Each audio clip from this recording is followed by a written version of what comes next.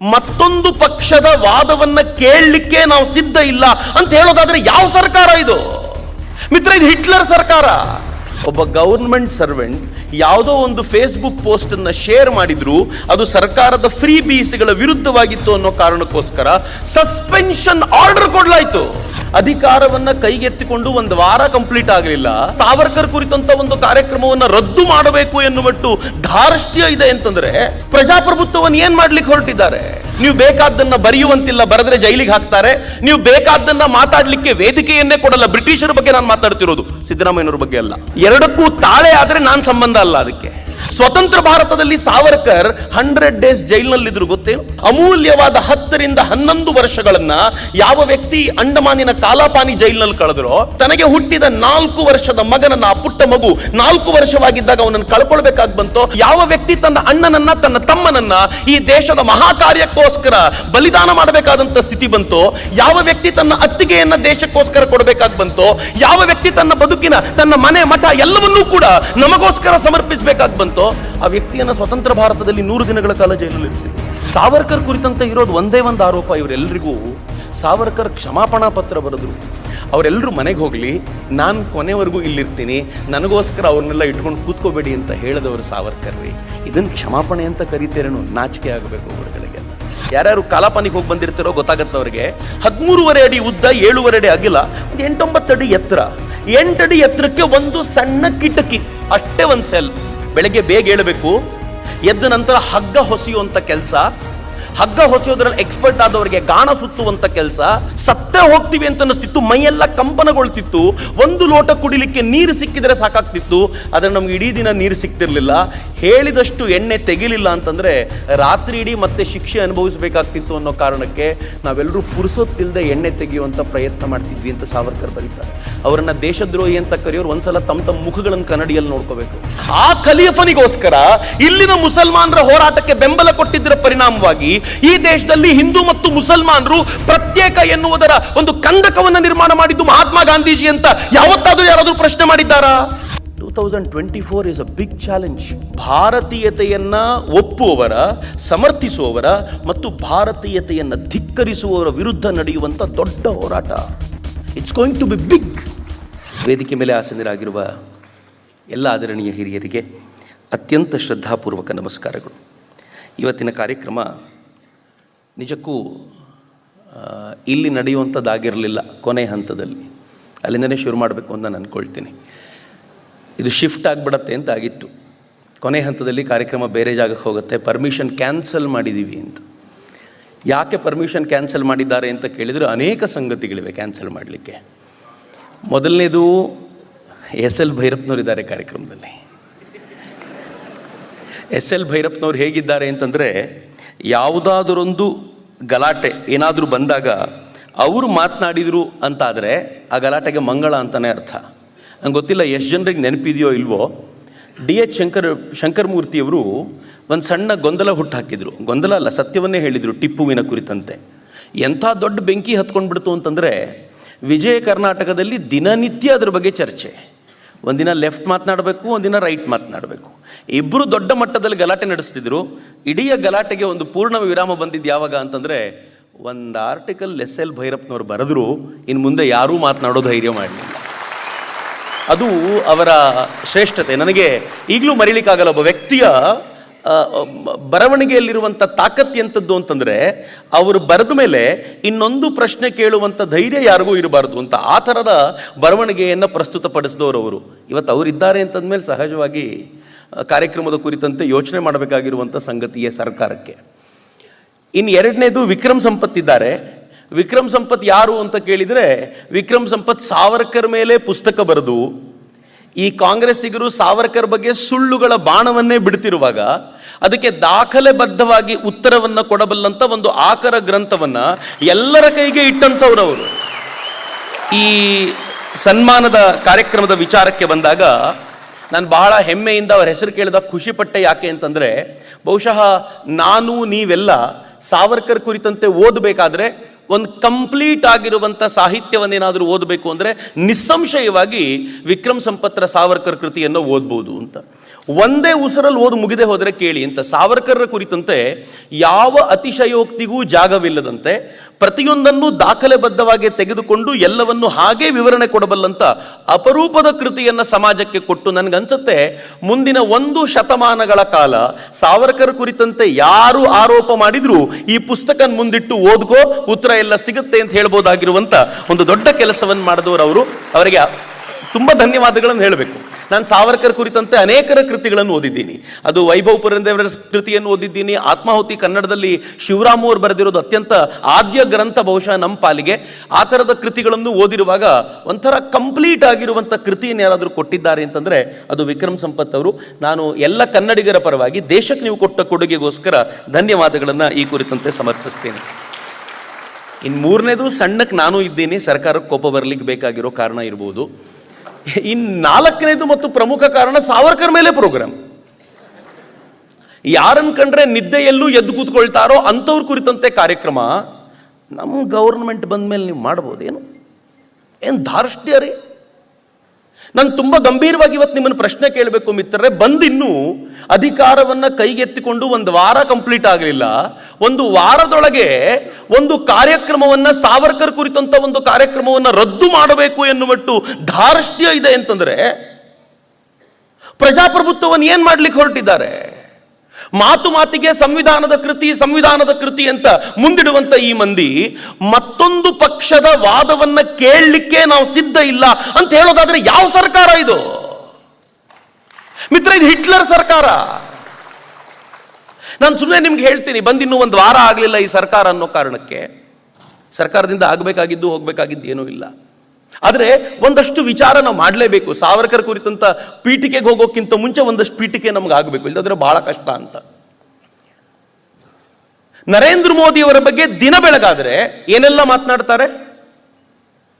ನರೇಂದ್ರ ಮೋದಿ ವಿಷಸರ್ಪ ಅನ್ನೋದರಿಂದ ಹಿಡಿದು, ನರೇಂದ್ರ ಮೋದಿಯವರ ಕುರಿತಂತೆ ಅತ್ಯಂತ ಸಾಮಾನ್ಯನಾಗಿರುವನಿಂದ ಹಿಡಿದು ಈ ದೇಶದ ವಿರೋಧ ಪಕ್ಷದ ಪ್ರಮುಖ ನಾಯಕನೊಬ್ಬನವರೆಗೆ ಬೇಕಾಗಿರುವಂತ ಮಾತುಗಳನ್ನು ಆಡಿದ್ರು.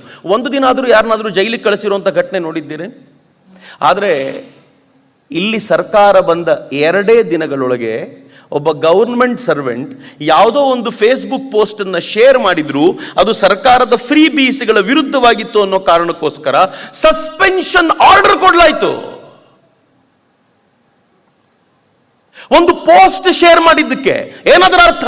ಅದರ ಅರ್ಥ ಏನು ಅಂತಂದ್ರೆ, ನನ್ನ ವಿರುದ್ಧ ಯಾರಾದ್ರೂ ಮಾತನಾಡಲಿಕ್ಕೆ ಪ್ರಯತ್ನ ಪಟ್ರೆ ಅವ್ರನ್ನ ಏನ್ ಮಾಡ್ತೀನಿ ಅಂತ ಗೊತ್ತಲ್ಲ ಅಂತ. ಫ್ರೀಡಮ್ ಆಫ್ ಎಕ್ಸ್ಪ್ರೆಷನ್ ಕುರಿತಂತೆ ಉದ್ದುದ್ದ ಭಾಷಣ ಬಿಗಿಯುವಂತ ಜನರೆಲ್ಲರೂ ಫೆವಿಕಾಲ್ನ ನುಂಗಿ ಕೂತ್ಕೊಂಡಿದ್ದಾರಲ್ಲ, ಏನು ಹೇಳಬೇಕಿದ್ರ ಬಗ್ಗೆ? ಇನ್ನೂ 1 ವಾರ ಆಗಲಿಲ್ಲ, ಅದನ್ನ ನೆನ್ಪಿಟ್ಕೊಳ್ಳಿ ಅಂತ. 5 ವರ್ಷ ಕಳೆದರೂ ನರೇಂದ್ರ ಮೋದಿಯವರ ಬಗ್ಗೆ ಮಾತನಾಡಿದವರನ್ನ ಜೈಲಿಗೆ ಕಳಿಸ್ಬೇಕೋ ಬೇಡವೋ, ಅವ್ರ ಕುರಿತಂತೆ ಏನಾದರೂ ಆಕ್ಷನ್ ತಗೊಳ್ಬೇಕೋ ಬೇಡವೋ ಅಂತ ಯೋಚನೆ ಮಾಡುವಂತ ಸರ್ಕಾರಗಳು 10 ಇರಬೇಕಾದಾಗ ಬಂದ 2 ದಿನದಲ್ಲಿ ತಾವು ಆಕ್ಷನ್ ತೆಗೆದುಕೊಳ್ಬೇಕು ಅಂತ ನಿಶ್ಚಯ ಮಾಡ್ತಾರಲ್ಲ, ಇದನ್ನು ಯಾವ ಶಾಹಿ ಅಂತ ಕರಿತೀರಾ? ಹಿಟ್ಲರ್ ಶಾಹಿ ಅಂತ ಕರಿದೆ. ಸಂವಿಧಾನದ ಪುಸ್ತಕಕ್ಕೆ, ಅಂಬೇಡ್ಕರ್ ಬರೆದು ಕೊಟ್ಟಿರುವಂತ ಸಂವಿಧಾನದ ಪುಸ್ತಕಕ್ಕೆ ಇದೇ ಗೌರವ ಏನು ಇವರದ್ದು? ಇದೇ ಫ್ರೀಡಮ್ ಆಫ್ ಎಕ್ಸ್ಪ್ರೆಷನ್ ಏನು ಮಿತ್ರರೇ? ಅದರದ್ದೇ ಮುಂದುವರಿದ ಹಾದಿಯಾಗಿ ಇವತ್ತು ಈ ಕಾರ್ಯಕ್ರಮವನ್ನು ಕೂಡ ರದ್ದು ಮಾಡಿ ಇದನ್ನ ಇಲ್ಲಿ ನಡೆಸ್ಲಿಕ್ಕೆ ಬಿಡಬಾರ್ದು ಅನ್ನುವಂತ ಹಠ ಇತ್ತು. ಪುಣ್ಯಕ್ಕೆ ರಾಜ್ಯಪಾಲರು ಇಂಟರ್ವ್ಯೂನ್ ಮಾಡಿ ಅದು ಯಾಕೆ ನಡೆಸ್ಲಿಕ್ಕೆ ಕೊಡಲ್ಲ, ಇದಕ್ಕೆ ಬೇಕಾಗಿರುವಂತ ಪರ್ಮಿಷನ್, ಬೇಕಾಗಿರುವಂತ ಅಥಾರಿಟಿಯಿಂದ ಸಿಕ್ಕಾಗಿದೆ. ಮತ್ತು ಈ ಕಾರ್ಯಕ್ರಮಕ್ಕೆ ಬರೋದರಲ್ಲಿ ಭೈರಪ್ಪನವರಂತ ದಿಗ್ಗಜರು ಇರಬೇಕಾದ್ರೆ ಈ ಕಾರ್ಯಕ್ರಮ ನಡಿಲೇಬೇಕು ಅಂತ ರಾಜ್ಯಪಾಲರು ಇಂಟರ್ವ್ಯೂನ್ ಮಾಡಿರೋದ್ರಿಂದ ಆಗ್ತಾ ಇರೋದು. ಇಲ್ಲದೆ ಹೋದ್ರೆ ಸಾಧ್ಯ ಇರಲಿಲ್ಲ ಅಂತ. ನನ್ಗೆ ತುಂಬಾ ಜನ ಪ್ರಶ್ನೆ ಮಾಡ್ತಿರ್ತಾರೆ, ಸಾವರ್ಕರ್ ರಿಲೆವೆಂಟ್ ಇವತ್ತು ಅಂತ. ಇನ್ನೇನ್ ರೀಸನ್ ಬೇಕು ಸಾವರ್ಕರ್ ರಿಲೆವೆಂಟ್ ಅನ್ಲಿಕ್ಕೆ? ಸಾವರ್ಕರ್ ಇಂಥ ಪರಿಸ್ಥಿತಿಗಳ ನಡುವೆಯಲ್ಲೇ ಹೋರಾಟ ಮಾಡಿದ್ದು. ಇದಕ್ಕಿಂತ ಕೆಟ್ಟದ್ದೇನೂ ಇದ್ದಿರ್ಲಿಕ್ಕಿಲ್ಲ. ನಿಮಗೆ ಫ್ರೀಡಮ್ ಆಫ್ ಎಕ್ಸ್ಪ್ರೆಷನ್ ಇರಲಿಲ್ಲ, ನೀವು ಬೇಕಾದ್ದನ್ನ ಬರೆಯುವಂತಿಲ್ಲ, ಬರೆದ್ರೆ ಜೈಲಿಗೆ ಹಾಕ್ತಾರೆ. ನೀವು ಬೇಕಾದ್ದನ್ನ ಮಾತಾಡ್ಲಿಕ್ಕೆ ವೇದಿಕೆಯನ್ನೇ ಕೊಡಲ್ಲ. ಬ್ರಿಟಿಷರ ಬಗ್ಗೆ ನಾನು ಮಾತಾಡ್ತಿರೋದು, ಸಿದ್ದರಾಮಯ್ಯನವ್ರ ಬಗ್ಗೆ ಅಲ್ಲ. 2ಕ್ಕೂ ತಾಳೆ ಆದ್ರೆ ನಾನು ಸಂಬಂಧ ಅಲ್ಲ ಅದಕ್ಕೆ. ಆದರೆ ಎಷ್ಟರ ಮಟ್ಟಿಗೆ ಪರಿಸ್ಥಿತಿ ಅಂತಂದ್ರೆ ಈ ಥರದೊಂದು ವಾತಾವರಣವನ್ನು ನಿರ್ಮಾಣ ಮಾಡಿಕೊಡುವಂಥ ಈ ಪರಿಸ್ಥಿತಿಯಲ್ಲಿ ಸಾವರ್ಕರ್ ಹೋರಾಟ ಮಾಡಿದ್ರಲ್ಲ, ನನಗನ್ಸುತ್ತೆ ಸಾವರ್ಕರ್ ಇವತ್ತಿಗೆ ಈ ಕಾರಣಕ್ಕೋಸ್ಕರ ರಿಲೆವೆಂಟ್. ಈ ದೇಶದ ಪ್ರತಿಯೊಬ್ಬ ಪ್ರಜೆಯು ಯಾವುದೋ ಒಬ್ಬ ವ್ಯಕ್ತಿಯ ವಿರುದ್ಧ, ಒಂದು ಸರ್ಕಾರದ ವಿರುದ್ಧ, ಒಂದು ಪಕ್ಷದ ವಿರುದ್ಧ ಅಲ್ಲ, ಈ ಥರದ ಮಾನಸಿಕತೆಯ ವಿರುದ್ಧ ನಾವು ಹೋರಾಟ ಮಾಡಬೇಕಾಗಿದೆಯಲ್ಲ, ಆ ಮಾನಸಿಕತೆಯ ವಿರುದ್ಧ ಹೋರಾಟ ಮಾಡಲಿಕ್ಕೆ ನಮಗೆ ಬೇಕಾಗಿರುವ ಶಕ್ತಿಯನ್ನ ಯಾರು ಕೊಡ್ತಾರೆ ಅಂತಂದ್ರೆ ಅದು ಸಾವರ್ಕರ್ ಕೊಡ್ತಾರೆ ಅನ್ನೋ ಕಾರಣಕ್ಕೋಸ್ಕರ ಸಾವರ್ಕರ್ ಇವತ್ತಿಗೂ ಜೀವಂತವಾಗಿದ್ದಾರೆ. ಮಿತ್ರರೇ, ಸಾವರ್ಕರ್ ಸಾವಿದೆಯಲ್ಲ, ಚೆನ್ನಾಗಿದೆ ಅದು. ಸಾವರ್ಕರ್ ಬಗ್ಗೆ ಮಾತನಾಡಲಿಕ್ಕೆ ಸಾವರ್ಕರ್ ಸಾವಿಂದನೇ ಶುರು ಮಾಡಬೇಕು ಅಂತ. ಸಾವರ್ಕರ್ ಸಾವು ಎಂಥದ್ದು ಅಂತಂದ್ರೆ ಸಹಜವಾದ ಸಾವಲ್ಲ. ಸಾವರ್ಕರ್ ತಾನೇ ಸಾಯಬೇಕು ಅಂತ ಇಚ್ಛಾ ಮರಣಿಯಾದದ್ದು. ಅವರು ಅನ್ನ ನೀರುಗಳನ್ನ, ಔಷಧಿಯನ್ನ ಸೇವಿಸದೆ ನನ್ನ ಪ್ರಾಣವನ್ನು ಬಿಡ್ತೀನಿ ಅಂತ ಹೇಳ್ಕೊಂಡೇ ಬಿಟ್ಟಿದ್ದು ನಮ್ಮ ಕಾಲದ ಭೀಷ್ಮ. ಆದರೆ ಯಾಕೆ ಬಿಡಬೇಕಾಯ್ತು? ಸಾವರ್ಕರ್ ಬದುಕಿನ ಎರಡನೇ ಹಂತ ಇದೆಯಲ್ಲ, ಆ ಎರಡನೇ ಹಂತವನ್ನ ಎಷ್ಟರ ಮಟ್ಟಿಗೆ ನರಕವಾಗಿಸಿದ್ವಿ ಅಂತಂದ್ರೆ, ಸಾವರ್ಕರ್ ಬದುಕಿದ್ದಾಗಲೇ ಸಾವರ್ಕರ್ನ ದೇಶದ್ರೋಹಿ ಅಂತ ಕರೆದ್ವಿ. ಸಾವರ್ಕರ್ ಬದುಕಿದ್ದಾಗಲೇ ಅವರನ್ನ ಅವಹೇಳನ ಮಾಡುವಂತ ಲೇಖನಗಳು ಬಂದವು. ಸಾವರ್ಕರ್ ಭಾಷಣ ಆಲ್ ಇಂಡಿಯಾ ರೇಡಿಯೋದಲ್ಲಿ ಬರದೇ ಇರೋ ತರ ನಿರ್ಬಂಧ ಹೇರಲಾಯಿತು. ಸಾವರ್ಕರ್ ಜೊತೆಗೆ ಯಾರು ಹೋದರೂ ಕೂಡ ಅವರಿಗೆ ಶಿಕ್ಷೆ ಕೊಡುವಂತ ವಾತಾವರಣವನ್ನ ರೂಪಿಸಲಾಯಿತು. ಸಾವರ್ಕರ್ನ ಒಬ್ಬಂಟಿಯಾಗಿಸಲಾಯಿತು. ಸ್ವತಂತ್ರ ಭಾರತದಲ್ಲಿ ಸಾವರ್ಕರ್ 100 days ಜೈಲಿನಲ್ಲಿದ್ರು, ಗೊತ್ತೇನು? ಸ್ವತಂತ್ರ ಭಾರತದಲ್ಲಿ ಸ್ವಾತಂತ್ರ್ಯ ಬಂದ ನಂತರ ಯಾವ ವ್ಯಕ್ತಿ ತನ್ನ ಇಡೀ ಬದುಕನ್ನ, ನನ್ನ ಸಾವರ್ಕರ್ ಬಗ್ಗೆ ಹೇಳೋದಾದ್ರೆ, ತನ್ನ ಜೀವನದ, ತನ್ನ ಯೌವನದ ಅಮೂಲ್ಯವಾದ 10 ರಿಂದ 11 ವರ್ಷಗಳನ್ನ ಯಾವ ವ್ಯಕ್ತಿ ಅಂಡಮಾನಿನ ಕಾಲಾಪಾನಿ ಜೈಲಿನಲ್ಲಿ ಕಳೆದ್ರೋ, ಯಾವ ವ್ಯಕ್ತಿ ತಾನು ಕಷ್ಟಪಟ್ಟು ಗಳಿಸಿದ್ದ BA ಡಿಗ್ರಿಯನ್ನ ಸರ್ಕಾರ ಅವರಿಂದ ಕಸಿದುಕೊಳ್ತೋ, ಯಾವ ವ್ಯಕ್ತಿ ತಾನು ವಿದೇಶಕ್ಕೆ ಹೋಗಿ ಪಡ್ಕೊಂಡು ಬಂದಿದ್ದಂತ ಲಾಯರ್ ಡಿಗ್ರಿನ LLB ಅನ್ನ ಸರ್ಕಾರ ಅವರಿಂದ ಕಸಿದುಕೊಂಡಿತ್ತೋ, ಯಾವ ವ್ಯಕ್ತಿ ತನ್ನ ಜೀವನದ ಅಮೂಲ್ಯ ಸಮಯದಲ್ಲಿ ತನಗೆ ಹುಟ್ಟಿದ 4 ವರ್ಷದ ಮಗನನ್ನ, ಆ ಪುಟ್ಟ ಮಗು 4 ವರ್ಷವಾಗಿದ್ದಾಗ ಅವನನ್ನು ಕಳ್ಕೊಳ್ಬೇಕಾಗಿ ಬಂತೋ, ಅವನ ಮುಖ ಕೂಡ ನೋಡ್ಲಿಕ್ಕಾಗ್ಲಿಲ್ವೋ, ಯಾವ ವ್ಯಕ್ತಿ ತನ್ನ ಅಣ್ಣನನ್ನ, ತನ್ನ ತಮ್ಮನನ್ನ ಈ ದೇಶದ ಮಹಾಕಾರ್ಯಕ್ಕೋಸ್ಕರ ಬಲಿದಾನ ಮಾಡಬೇಕಾದಂತ ಸ್ಥಿತಿ ಬಂತೋ, ಯಾವ ವ್ಯಕ್ತಿ ತನ್ನ ಅತ್ತಿಗೆಯನ್ನ ದೇಶಕ್ಕೋಸ್ಕರ ಕೊಡಬೇಕಾಗಿ ಬಂತೋ, ಯಾವ ವ್ಯಕ್ತಿ ತನ್ನ ಬದುಕಿನ, ತನ್ನ ಮನೆ ಮಠ ಎಲ್ಲವನ್ನೂ ಕೂಡ ನಮಗೋಸ್ಕರ ಸಮರ್ಪಿಸಬೇಕಾಗಿ ಬಂತೋ, ಆ ವ್ಯಕ್ತಿಯನ್ನ ಸ್ವತಂತ್ರ ಭಾರತದಲ್ಲಿ 100 ದಿನಗಳ ಕಾಲ ಜೈಲಲ್ಲಿ ಇರಿಸಿದೆ. ಯಾಕೆ ಗೊತ್ತೇನು? ಪಾಕಿಸ್ತಾನದ ಅಧ್ಯಕ್ಷ ಲಿಯಾಕತ್ ಅಲಿ ಖಾನ್ ಬರ್ತಿದ್ದಾನೆ, ಅವನು ಬಂದಾಗ ನೀವೇನಾದರೂ ತಂಟೆ ಮಾಡಬಹುದು ಅನ್ನೋ ಕಾರಣವನ್ನು ಕೊಟ್ಟು ಜೈಲಲ್ಲಿ ಇಟ್ಟಿದ್ವಿ ರೀ. ನಂಗೆ ಬಹಳ ಸಂಕಟ ಅನ್ಸುತ್ತೆ. ಸಾವರ್ಕರ್ ಬಗ್ಗೆ ಶಿವರಾಮ್ ಅವ್ರು ಬರೀತಾರೆ, ಬಹಳ ಸುಂದರವಾಗಿರುವಂಥ ಕೊನೆಯ 4 ಸಾಲುಗಳು. ಅದನ್ನು ಓದಿದ ನಂತರ ಇನ್ನು ವಾಪಸ್ ಪುಸ್ತಕ ತೆರೀಲಿಕ್ಕಾಗಲ್ಲ, ಬಹಳ ಸಂಕಟ ಅನ್ಸುತ್ತೆ. ನಮ್ಮನ್ನು ನಾವೇ ಕನ್ನಡಿಯಲ್ಲಿ ನೋಡ್ಕೊಳ್ಳಿಕ್ಕೆ ಅಸಹ್ಯ ಅನ್ಸುತ್ತೆ. ಏನು ಹೇಳ್ತಾರೆ ಗೊತ್ತಾ ಅವರು? ಸಾವರ್ಕರ್ನ ಎಲ್ಲರೂ ಪ್ರೀತಿಯಿಂದ ತಾತ್ಯ ಅಂತ ಕರೀತಿದ್ರು. ಸಾವರ್ಕರ್ನ ತಾತ್ಯ ಅಂತ ಸಂಬೋಧಿಸಿ ಹೇಳ್ತಾರೆ, ತಾತ್ಯ, 1857 ಸಂಗ್ರಾಮದ ಕೃತಿಯಲ್ಲಿ ನೀನೇ ಬರೆದಿದ್ಯಾ ತಾತ್ಯ ಟೋಪೆ ಬಗ್ಗೆ. ಏನ್ ಬರೆದಿರ್ತಾರೆ ಗೊತ್ತಾ ಸಾವರ್ಕರ್? ತಾತ್ಯ, ನೀನು ಈ ದೇಶದಲ್ಲಿ ಹುಟ್ಟಬಾರದಾಗಿತ್ತು ಕಣ. ಜಗತ್ತಿನ ಯಾವ ಮೂಲೆಯಲ್ಲಿ ಹುಟ್ಟಿದ್ರು ಜನ ನಿನ್ನಂಥ ವೀರನನ್ನ ಆನೆಯ ಮೇಲೆ ಅಂಬಾರಿರಿಟ್ಟು ಮೆರವಣಿಗೆ ಮಾಡ್ಕೊಂಡು ತಿರುಗಾಡಿಸ್ತಾ ಇದ್ರು. ಈ ದೇಶದ ಜನಕ್ಕೆ ನಿನ್ನ ವ್ಯಾಲ್ಯೂ ಗೊತ್ತಿಲ್ಲ, ಅದಕ್ಕೆ ನಿನ್ನನ್ನು ಗೌರವಿಸೋದು ಗೊತ್ತಿಲ್ಲ ಅವ್ರಿಗೆ ಅಂತ ಬರೆದಿರುವಂಥ ಸಾಲನ್ನ ಉಲ್ಲೇಖ ಮಾಡಿ ಶಿವರಾಮ ಹೇಳ್ತಾರೆ, ಸಾವರ್ಕರ್ನು ತಾತ್ಯ ಅಂತಾನೆ ಕರೀತಿದ್ರು. ತಾತ್ಯ, ನೀನಿಲ್ಲಿ ಹುಟ್ಟಬಾರ್ದಾಗಿತ್ತು ಕಣ. ಈ ದೇಶ ಜನಕ್ಕೆ ನೀನು ಅಂದರೆ ಯಾರು ಅಂತ ಗೊತ್ತಿಲ್ಲ. ಈ ದೇಶ ಜನ ಅಲ್ಲದೆ ಜಗತ್ತಿನ ಬೇರೆ ಯಾವ ದೇಶದ ಜನ ಆಗಿದ್ರು ಅಂಬಾರಿ ಮೇಲಿಟ್ಟು ಮೆರವಣಿಗೆ ಮಾಡ್ತಿದ್ರು. ಈ ದೇಶದ ಜನ ನಿನಗೆ ಈ ಥರ ಮಾಡ್ತಿದ್ದಾರೆ ಅನ್ನುವಂಥ ಹೇಳಿಕೆಯನ್ನು ಕೇಳಿದಾಗಲೆಲ್ಲ ಸಂಕಟ ಅನ್ಸುತ್ತೆ. ಯಾಕೆ ಗೊತ್ತೇನು ಮಿತ್ರರೇ? 1857 ಸ್ವಾತಂತ್ರ್ಯ ಸಂಗ್ರಾಮ ಇತ್ತಲ್ಲ, ಈ ದೇಶದ ಅತಿ ಶ್ರೇಷ್ಠವಾಗಿರುವಂಥ ಕಾಲಘಟ್ಟ ಅಂತ ನಾನು ಭಾವಿಸ್ತೀನಿ. ಯಾಕೆ ಶ್ರೇಷ್ಠವಾಗಿರುವಂಥ ಕಾಲಘಟ್ಟ ಅಂತಂದ್ರೆ, ಬ್ರಿಟಿಷರ ನರೇಟಿವ್ನ ಹೆಚ್ಚು ಕಡಿಮೆ ಅರ್ಥ ಮಾಡ್ಕೊಂಡಿದ್ದವರು ಆ ಸಂದರ್ಭದಲ್ಲಿ. ಬ್ರಿಟಿಷರದು ನರೇಟಿವ್ ವಾರ್ ನಿಮ್ಗೆ ಗೊತ್ತಿರಲಿ. ಭಾರತ ಪ್ರತಿ ಬಾರಿ ಹೊಸಬರನ್ನ ಎದುರಿಸಿದೆಯಲ್ಲ, ಅದೆಲ್ಲ ಹೊಸತನದಲ್ಲೇ ಎದುರಿಸಿರುವಂಥದ್ದು. ಮುಸಲ್ಮಾನರು ಈ ದೇಶದ ಮೇಲೆ ಆಕ್ರಮಣ ಮಾಡಿದಾಗ ಆ ಪರಿಯ ಬರ್ಬರತೆಯನ್ನ ಭಾರತ ಎಂದೂ ಕಂಡೇ ಇರಲಿಲ್ಲ. ಅದನ್ನು ಎದುರಿಸೋದು ಹೇಗೆ ಅಂತಾನೆ ಗೊತ್ತಾಗ್ಲಿಲ್ಲ ನಮಗೆ. ಬ್ರಿಟಿಷರು ಅತ್ಯಾಧುನಿಕ ಶಸ್ತ್ರಾಸ್ತ್ರಗಳನ್ನು ತೆಗೆದುಕೊಂಡು ಬಂದ್ರು, ಅದನ್ನು ಎದುರಿಸೋದಕ್ಕೆ ಹೆಣಗಾಡಿದ್ವಿ. ಆದರೆ ಆನಂತರದ ದಿನಗಳಲ್ಲಿ ಅವರು ನರೇಟಿವ್ ವಾರ್ ಕ್ರಿಯೇಟ್ ಮಾಡಿದ್ದಿದೆಯಲ್ಲ, ಇವತ್ತಿಗೂ ಫೈಟ್ ಮಾಡೋದು ಹೇಗೆ ಅಂತ ಗೊತ್ತಿಲ್ಲ ನಮಗೆ. ಡಿಸ್ಪಾಲಿಯೇಷನ್ ಅಂಡ್ ಡಿಫೇಮಿಂಗ್ ಆಫ್ ಇಂಡಿಯಾ ಅಂತ ಒಂದು ಪುಸ್ತಕವನ್ನ ಧರ್ಮಪಾಲ್ಜಿ ಬರೆದಿದ್ದಾರೆ. ಬಹಳ ಸುಂದರವಾಗಿರುವಂಥ ಕೃತಿ. 1830 ಲಂಡನ್ನ ಹೌಸ್ ಆಫ್ ಕಾಮನ್ಸ್ ನಲ್ಲಿ ಒಂದು ಚರ್ಚೆ ನಡೆಯುತ್ತೆ. ಎಲ್ಲ ಎಂಪಿಗಳು ಕೂತ್ಕೊಂಡು ಡಿಸ್ಕಸ್ ಮಾಡ್ತಾರೆ ಲಂಡನ್ ನಲ್ಲಿ, ಭಾರತವನ್ನ ಕ್ರಿಶ್ಚಿಯನೈಸ್ ಮಾಡಬೇಕು ಅಂತ. ಇದರ ಲೀಡ್ ಯಾರ್ದು ಅಂತಂದ್ರೆ William Wilber force. William Wilber force ಅನ್ನ ಅವರು ಫಾದರ್ ಆಫ್ ಕ್ರಿಶ್ಚಿಯಾನಿಟಿ ಅಥವಾ ಫಾದರ್ ಆಫ್ ಅವರು ತಮ್ಮ ಇದರಲ್ಲಿ ಫಾದರ್ ಆಫ್ ವಿಕ್ಟೋರಿಯನ್ಸ್ ಅಂತ ಕರೀತಾರೆ. ವಿಲಿಯಂ ವಿಲ್ಬರ್ ಫೋರ್ಸ್ ಏನ್ ಮಾಡ್ತಾನೆ, ಎಲ್ಲ ಎಂಪಿಗಳಿಗೂ ಪತ್ರ ಬರೆದು ನಾಳೆ ಚರ್ಚೆ ನಡೆಯುತ್ತೆ, ಚರ್ಚೆಯಲ್ಲಿ ಕೆಲವು ಎಂಪಿಗಳು ವಿರೋಧ ಮಾಡುವ ಸಾಧ್ಯತೆ ಇದೆ, ಅವರನ್ನು ಮೆಟ್ಟಿ ನಿಂತು ನೀವು ಭಾರತದಲ್ಲಿ ಕ್ರಿಶ್ಚಿಯಾನಿಟಿ ಆಗಬೇಕು ಅನ್ನೋ ವಾದವನ್ನು ಸಮರ್ಥಿಸಿಕೊಳ್ಬೇಕು ಅಂತ ಪತ್ರ ಬರೆದ ನಂತರ ಏನು ಹೇಳ್ತಾರೆ ಗೊತ್ತಾ? ನರೇಟಿವ್ ವಾರ್ ಹೆಂಗಿರುತ್ತೆ ನೋಡಿ.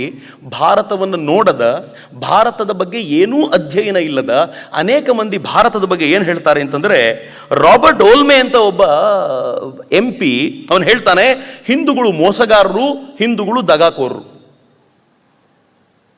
ಇಂಥ ವಾಕ್ಯಗಳನ್ನೇ ಈ ಕೆಲವು MLAಗಳು ತಗೊಂಡು, ಕೆಲವು ಇಂದಿನ MLAಗಳು ತೆಗೆದುಕೊಂಡು ಹೇಳಿದ್ರಲ್ಲ, ಹಿಂದೂ ಅಂತಂದರೆ ಅಶ್ಲೀಲ ಅನ್ನೋದು ಅರ್ಥ. ಇವೆಲ್ಲ ಇಲ್ಲಿಂದ ಬರೋದು, ಇವ್ರಿಗೆ ಹೇಳಿರೋ ಮಾತುಗಳ ಔಟ್ಪುಟ್ ಅದು.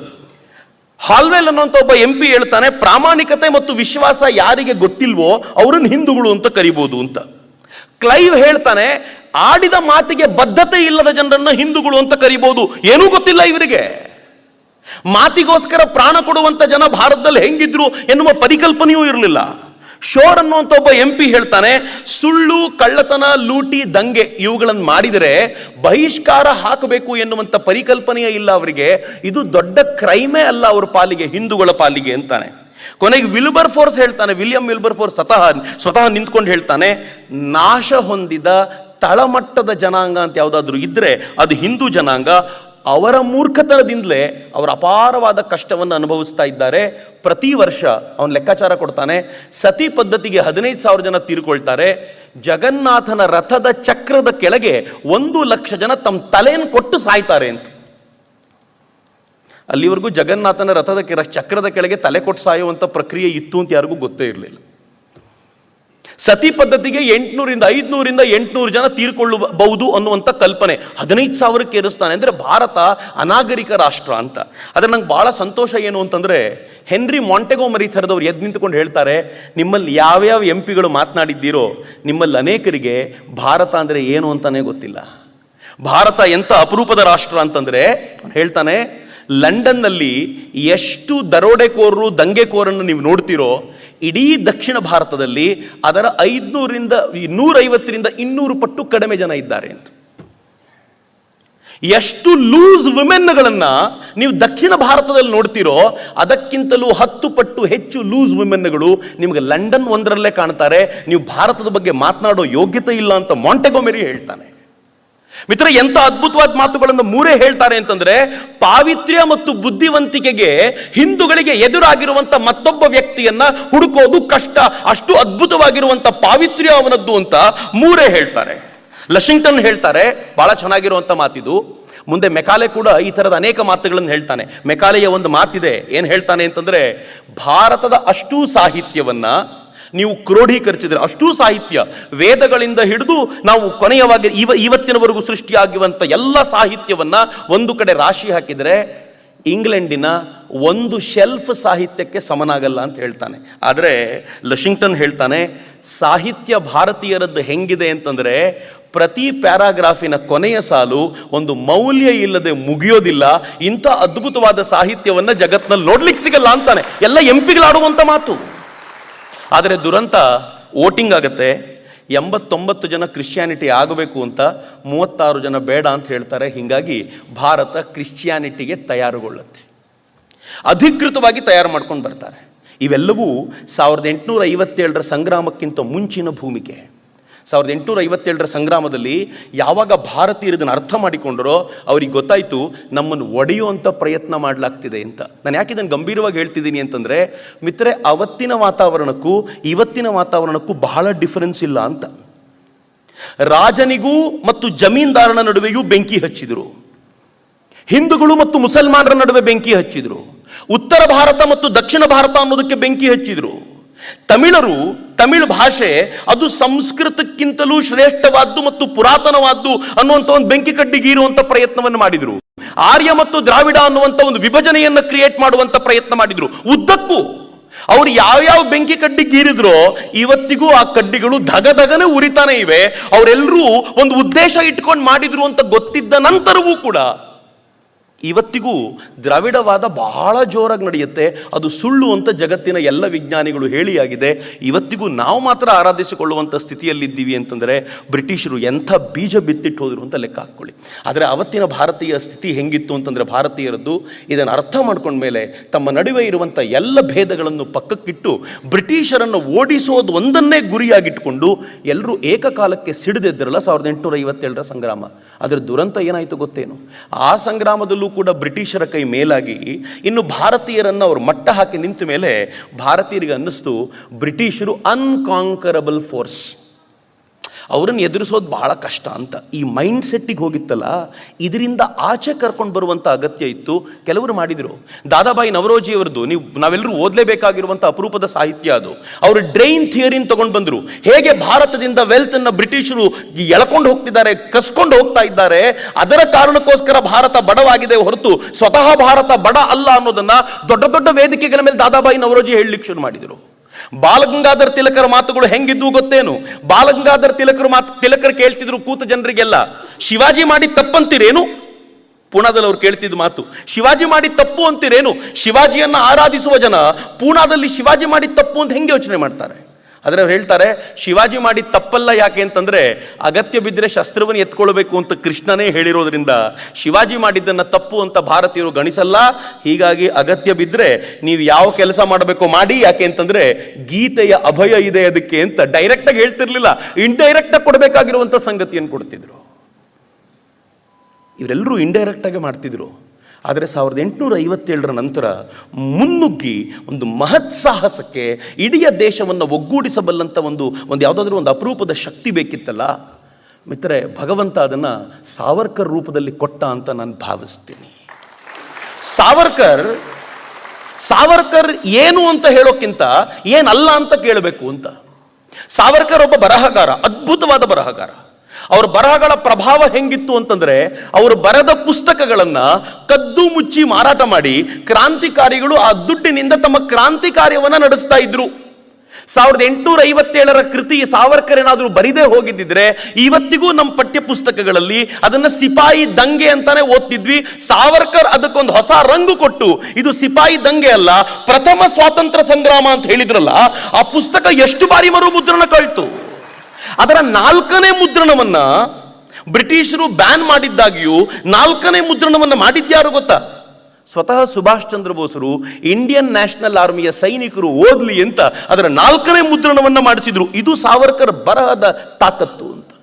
ಸಾವರ್ಕರ್ ಮಾತಿನ ತಾಕತ್ತು ಹೇಗಿತ್ತು ಅಂತಂದ್ರೆ, ಅವರ ಬರಿಯ ಮಾತಿಗೆ, ಅವರ ಮಾತಿನ ಪ್ರೇರಣೆಯಿಂದಾಗಿ ಮದನ್ ಲಾಲ್ ಧಿಂಗ್ರಾ ತರದ ಒಬ್ಬ ಸಾಮಾನ್ಯವಾದ ವ್ಯಕ್ತಿ ಕರ್ಜನ್ ವೈಲಿ ಎನ್ನುವಂತ ಬ್ರಿಟಿಷ್ ಅಧಿಕಾರಿಯನ್ನ ಲಂಡನ್ನಲ್ಲಿ ಹತ್ಯೆ ಮಾಡ್ಲಿಕ್ಕೆ ಸಾಧ್ಯ ಆಯ್ತಲ್ಲ, ಇದು ಸಾವರ್ಕರ್ ಮಾತಿನ ಶಕ್ತಿ. ಸಾವರ್ಕರ್ ಎಂಥ ಸಂಘಟನಾಕಾರರು ಅಂತಂದ್ರೆ, ಅವರು ಲಂಡನ್ನಲ್ಲಿ ಬ್ರಿಟಿಷರ ಗುಹೆಗೆ ನುಗ್ಗಿ ಅವರ ವಿರುದ್ಧ ಒಂದು ಸಂಘಟನೆಯನ್ನು ಕಟ್ಟಿ ಬ್ರಿಟಿಷರು ಬಾಲ ಮುದುರಿಕೊಳ್ಳುವಂತೆ ಮಾಡುವಂತ ಪ್ರಯತ್ನ ಮಾಡಿದ್ರಲ್ಲ, ಅದು ಸಾವರ್ಕರ್ ಸಂಘಟನೆಗೆ ಸಾಕ್ಷಿ. ಸಾವರ್ಕರ್ ಭಾಷಾಶಾಸ್ತ್ರಜ್ಞ. ಮರಾಠಿ ಸಾಹಿತ್ಯಕ್ಕೆ ಏನು ಬದಲಾವಣೆ ತರಬೇಕು ಎನ್ನುವಂಥದ್ರ ಕುರಿತಂತೆ ಚಿಂತನೆ ಮಾಡಬಲ್ಲಂತ ವ್ಯಕ್ತಿ.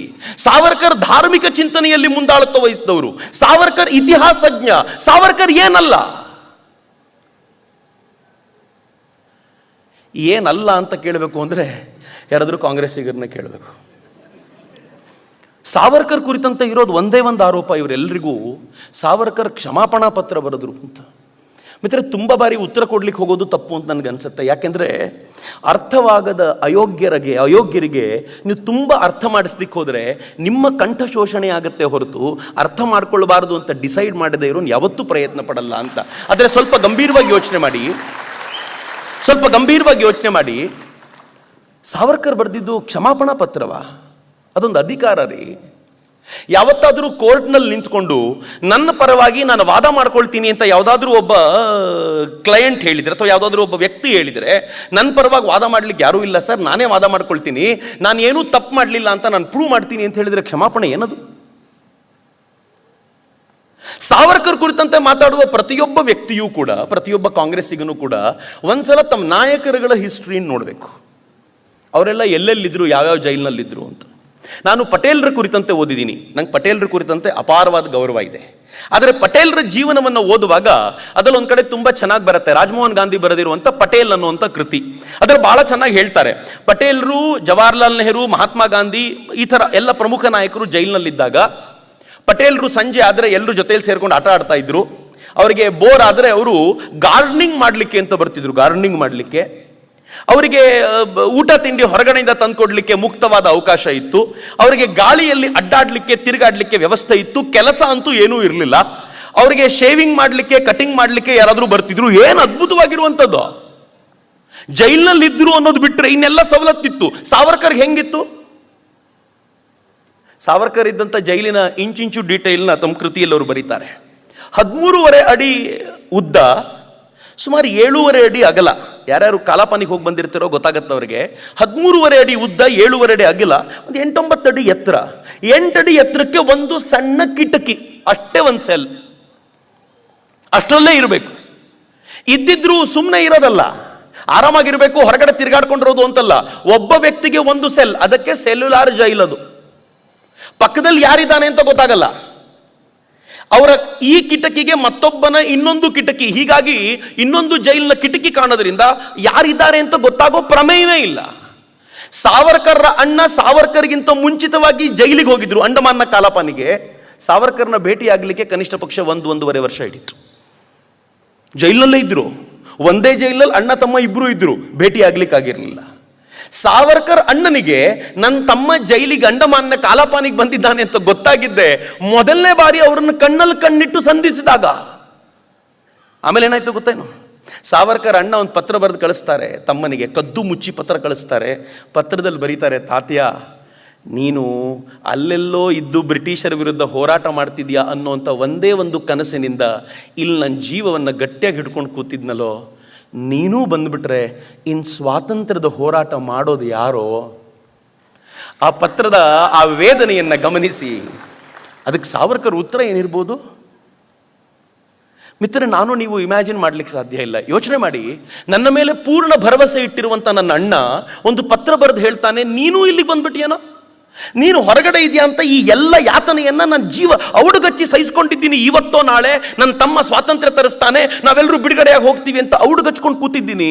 ನೀನು ನೋಡಿದ್ರೆ ಇಲ್ಲಿ ಬಂದು ಕೂತಿದ್ಯಲ್ಲ. ಸಾವರ್ಕರ್ ಬರೆದರು, ನಿನ್ನ ಪತ್ರ ನೋಡಿ ಚೂರಿ ಇರ್ದಂಗೆ ಆಗ್ಬಿಡ್ತು ಕಣ ನನಗೆ.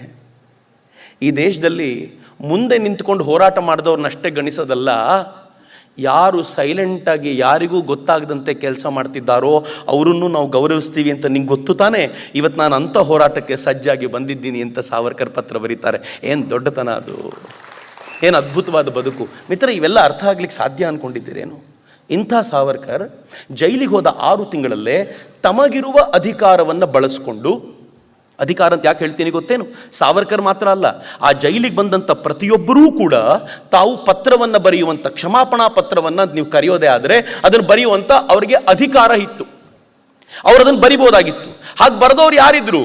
ಸ್ವತಃ ಅರವಿಂದ ಘೋಷರ ತಮ್ಮ, ಆತ ಒಂದು ಬಾಂಬ್ ಕೇಸ್ನಲ್ಲಿ, ಅಲಿಪುರ್ ಬಾಂಬ್ ಕೇಸ್ನಲ್ಲಿ ಪ್ರಾಬಬಲಿ ಅಲ್ಲಿಂದ ಜೈಲಿನೊಳಗೆ ಬಂದವರು, ಅವರು ಕೂಡ ಪತ್ರವನ್ನು ಬರೆದಿದ್ರು. ಬಂದ ಪ್ರತಿಯೊಬ್ಬರು ಪತ್ರ ಬರೀತಿದ್ರು. 6 ತಿಂಗಳಲ್ಲೇ ಬಂದಾಗ ಇವರೊಂದು ಪತ್ರ ಬರೆದ್ರು. ಆದರೆ ಆಶ್ಚರ್ಯ ಏನು ಗೊತ್ತೇನು? ಅವರ ಮೊದಲನೇ ಪತ್ರ ತೆಗೆದು ಕಸದ ಬುಟ್ಟಿಗೆ ಸೀಲಾಯಿತು, ಕೇರೆ ಮಾಡಲಿಲ್ಲ. ಆದರೆ ಸಾವರ್ಕರ್ ಕಡಿಮೆ ಆಸಾಮಿ ಅಲ್ಲ. ಅವ್ರಿಗೆ ಗೊತ್ತಿತ್ತು ನನ್ನ ಪತ್ರಗಳಿಗೆ ಬೆಲೆ ಏನು ಕೊಡಲ್ಲ ಅಂತ.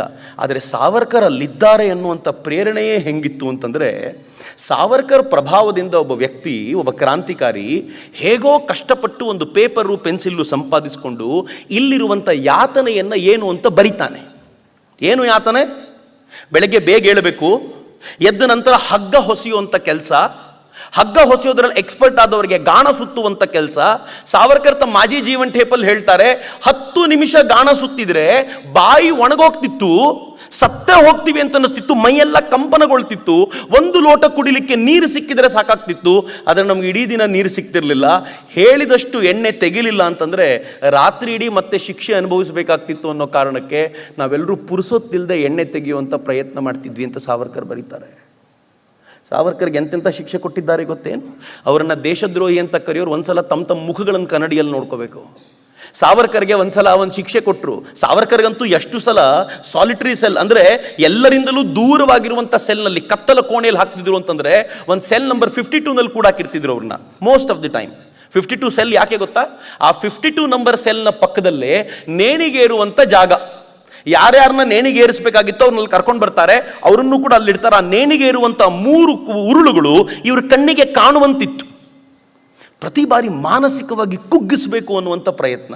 ಆದರೆ ಸಾವರ್ಕರ್ ಏನು ಅದ್ಭುತವಾದ ಶಕ್ತಿ ಅಂತಂದರೆ, ಆ ಮಾನಸಿಕವಾಗಿ ಕುಗ್ಗಿಸುವಂಥ ಎಲ್ಲ ಪ್ರಯತ್ನಗಳ ನಡುವೆಯೂ ಜೀವಂತವಾಗಿರುವಂಥ ತಮ್ಮ ಅದ್ಭುತವಾದ ಶಕ್ತಿಯನ್ನು ಕಂಡುಕೊಂಡ್ರು. ಎಲ್ಲಿ ಕಂಡುಕೊಂಡ್ರು ಗೊತ್ತಾ ಮಿತ್ರರೇ?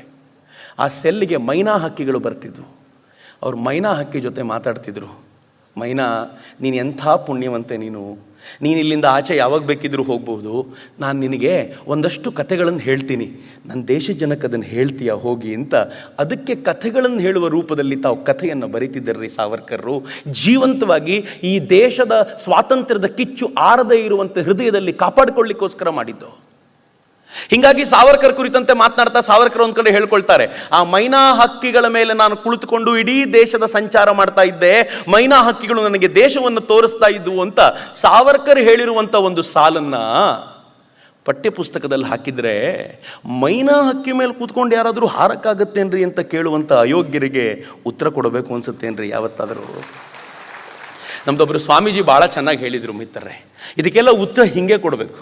ಅವ್ರು ಹೇಳಿದರು, ನೋಡಪ್ಪ ಅಮ್ಮ ನನಗೆ ಪ್ರತಿದಿನ ಬೆಳಗ್ಗೆ ಚಿಕ್ಕವನಿರುವಾಗ ಚಂದ್ರನನ್ನು ತೋರಿಸಿ ಚಂದಮಾಮ ನೋಡು ಅಂತ ಊಟ ಮಾಡಿಸ್ತಿದ್ಲು. ನಾನು ಚಂದಮಾಮನ ನೋಡಿಕೊಂಡೇ ಊಟ ಮಾಡ್ತಿದ್ದೆ. ಆದರೆ ಯಾವತ್ತೂ ನಿಮ್ಮ ಥರ ಈ ಚಂದಮಾಮ ನಿನಗೆ ಯಾವಾಗ ತಮ್ಮ ಆದ ಅಂತ ಕೇಳಲಿಲ್ಲ. ಚಂದಮಾಮ ಅನ್ನೋದೊಂದು ಅದ್ಭುತವಾಗಿರುವಂಥ ಕಲ್ಪನೆ ಅನ್ನೋದು ನಂಗೆ ತುಂಬ ಚೆನ್ನಾಗಿ ಗೊತ್ತು. ನಿಮ್ಮಷ್ಟು ದಡ್ಡ ನಾನು ಚಿಕ್ಕ ವಯಸ್ಸಿನಲ್ಲೂ ಆಗಿರಲಿಲ್ಲ ಅಂತ. ಕೆಲವೊಂದ್ಸಲ ಉತ್ತರಗಳನ್ನು ಕೊಡಬೇಕಾದ ರೀತಿಯಲ್ಲೇ ಕೊಡಬೇಕು ಅನ್ನೋದು ಈ ಕಾರಣಕ್ಕೋಸ್ಕರ. ಸಾವರ್ಕರ್ ಈ ವ್ಯಕ್ತಿತ್ವವನ್ನು ಪ್ರದರ್ಶಿಸಿದ್ರಲ್ಲ, ಪ್ರತಿ ಬಾರಿ ಅವ್ರನ್ನ ಕಾರಣವಿಲ್ಲದೆ ಅಕಾರಣವಾಗಿ ತೆಗೆದುಕೊಂಡೋಗಿ ಸಾಲಿಟರಿ ಸೆಲ್ಲಲ್ಲಿ ತಳ್ತಿದ್ರಲ್ಲ, ಆ ಕಾರ್ಗತ್ತರ ಆ ಸೆಲ್ನಲ್ಲಿ ತಳ್ತಿದ್ರಲ್ಲ. ಸಾವರ್ಕರ್ ಪ್ರತಿಭಟನೆಯ ಕಾವು ಹೆಂಗಿತ್ತು ಅಂತಂದ್ರೆ, ಅನೇಕ ಬಾರಿ ನಾನು ಕೆಲಸ ಮಾಡಲ್ಲ ಅಂತ ಪ್ರತಿಭಟನೆ ಕೂರ್ತಿದ್ರು. ಪ್ರತಿ ಬಾರಿ ಕೆಲಸ ಮಾಡಲ್ಲ ಅಂತ ಕೂತಿದ್ದಾಗ ಸಾವರ್ಕರ್ಗೆ ಚಡಿಯೇಟುಗಳ ಶಿಕ್ಷೆ ಇತ್ತು. ಒಂದ್ಸಲ ಅಂತೂ ಒಂದು ವಾರಗಳ ಕಾಲ ಪ್ರತಿ ರಾತ್ರಿ 8 ಗಂಟೆಗಳ ಕಾಲ ಕೈ ಮತ್ತು ಕಾಲುಗಳನ್ನು ಗೋಡೆಗೆ ಕಟ್ಟಿ ತೂಗಾಕ್ಬಿಡ್ತಿದ್ರು. ಅಲ್ಲೇ ಮೂತ್ರ ವಿಸರ್ಜನೆ ಆಗಬೇಕು, ಅಲ್ಲೇ ಮಲ ವಿಸರ್ಜನೆ ಆಗಬೇಕು. ಮಲ ವಿಸರ್ಜನೆಗೆ ಕೊಡ್ತಾ ಇದ್ದಂಥ ಪಾಟ್ ಹೆಂಗಿತ್ತು ಅಂತ ವಿಕ್ರಮ್ ಸಂಪತ್ರಣ ಮರಿಲಿಕ್ಕೆ ಸಾಧ್ಯ ಇಲ್ಲ. ಈ ರೈಟ್ ಸೆಟ್ ಭಾಳ ಸುಂದರವಾಗಿ ಬರೀತಾರೆ. ಪಾಟ್ ಎಷ್ಟಿತ್ತು ಅಂದರೆ, ಮಲ ವಿಸರ್ಜನೆಗೆ ಅಂತಿದ್ದಿದ್ದು ಆ ಪುಟ್ಟ ಪಾಟು ಒಂದು ಸಲ ಹೋದ್ರೇ ತುಂಬಿ ಆಚೆ ಬಂದ್ಬಿಡ್ತಿತ್ತಂತ. ರಾತ್ರಿ ಇಡೀ ಅವರಲ್ಲೇ ಇರಬೇಕು. ಮಲ ವಿಸರ್ಜನೆ ಮಾಡಬೇಕು ಅಂತಂದರೆ ಆ ಪಾಟಿಂದ, ಸಣ್ಣ ಮಡಿಕೆಯಿಂದ ಆಚೆ ಬಂದು ಬಿದ್ದಿರ್ತಿತ್ತು. ಅದರ ವಾಸನೆ ಸಹಿಸ್ಕೊಳ್ಳಿಕ್ಕೆ ಆಗ್ತಿರ್ಲಿಲ್ಲ. ಬೆಳಗ್ಗೆ ಬಂದು ಜಾಡ್ಮಾಲಿ ಕ್ಲೀನ್ ಮಾಡಬೇಕು, ಅವ್ನು ಕ್ಲೀನ್ ಮಾಡಲ್ಲ ಅಂದರೆ ಅದ್ರ ಜೊತೆಗೆ ಬದುಕಬೇಕು. ಈ ಥರದ ಸ್ಥಿತಿ ಸಾವರ್ಕರ್ದು. ಊಟ ಹೇಗಿರ್ತಿತ್ತು? ಕುದಿಯುವಂಥ ನೀರಿಗೆ ಒಂದಷ್ಟು ಸೊಪ್ಪನ್ನು ತಂದು ಹಾಕ್ತಿದ್ರಲ್ಲ, ಸೊಪ್ಪನ್ನು ಕೊಯ್ಲಿಕ್ಕೆ ಅಂತ ಬೆಳಗ್ಗೆ ಒಂದಷ್ಟು ಕೈದಿಗಳು ಜೈಲಿನ ಆಚೆಗೆ ಹೋಗ್ತಿದ್ರು. ಆ ಕತ್ತಲಲ್ಲಿ ತೊಗೊಂಡು ಬರಬೇಕಾದ್ರೆ ಹಾವು ಹಲ್ಲಿ ಚೇಳು ಎಲ್ಲ ಬರ್ತಿತ್ತು ಅಂತ ಬಿಸಿನೀರಿಗೆ ಹಾಕ್ಬಿಟ್ಟು ಹೋಗ್ಬಿಡ್ತಿದ್ರು. ಊಟಕ್ಕೆ ಕೂತಾಗ ಅದೆಲ್ಲ ಬರ್ತಿತ್ತು. ಸಾವರ್ಕರ್ ಮಾಜಿ ಜೀವನ್ ಟೇಪಲ್ಲಿ ಹೇಳ್ತಾರೆ, ಬೇರೆಯವ್ರಿಗೆ ಏನು ಊಟ ಮಾಡ್ತಿದ್ರೋ ಗೊತ್ತಿಲ್ಲ, ನಮಗೆ ಹಬ್ಬದ ಊಟಕ್ಕೆ ನಮ್ಗೆ ಕೊಡ್ತಾ ಇರುವಂಥ ಊಟದ ಜೊತೆಗೆ ಗೆದ್ದಲು ಹುಳುಗಳನ್ನು ಮಿಕ್ಸ್ ಮಾಡಿ ಕೊಡ್ತಾ ಇದ್ರು, ಹಬ್ಬದ ಸ್ಪೆಷಲ್ ಅಂತ. ಅದ್ರ ಜೊತೆ ಬದುಕಿದ್ದೀವಿ ನಾವು ಅಂತ ಸಾವರ್ಕರ್ ಹೇಳ್ತಾರೆ. ಎಷ್ಟು ಚೆನ್ನಾಗಿ ಸಾವರ್ಕರ್ನ ದೇಶದ್ರೋಹಿ ಅಂದ್ಬಿಡ್ತಾರಲ್ರಿ.